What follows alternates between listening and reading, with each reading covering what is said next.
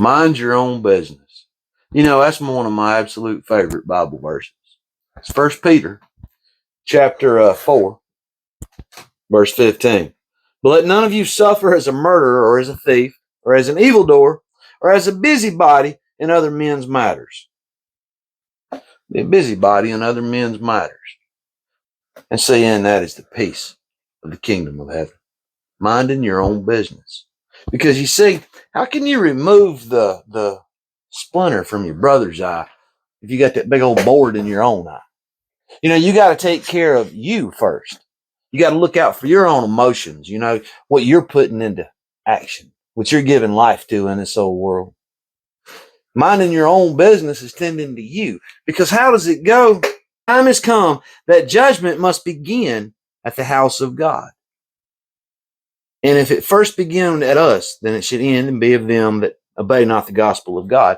But are you not the house of God?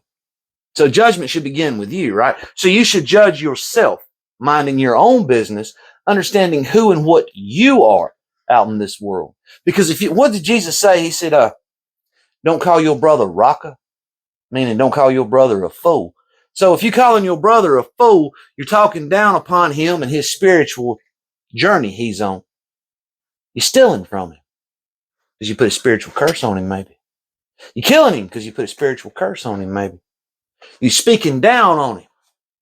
Power of life and death is in your tongue, right? Kingdom of heaven is to be within you. And also meaning that hell can be within you. And you can be casting all these bad things upon everyone just by putting your nose up in their business. When you could pray and spend a full-time job taking care of your own. Taking care of your own emotions, your own thoughts. A full-time job taking care of herself.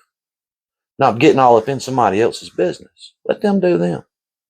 Peace comes when peace comes. You can't stand in somebody else's spiritual journey. You can't stand in the way of that. You got to let them do what they got to do to be who they got to be.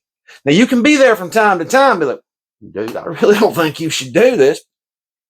That's what you feel like in your heart you need to do, go for it, but I ain't got no part of it. I can't help you. You know, you can't be all up in everybody else's business.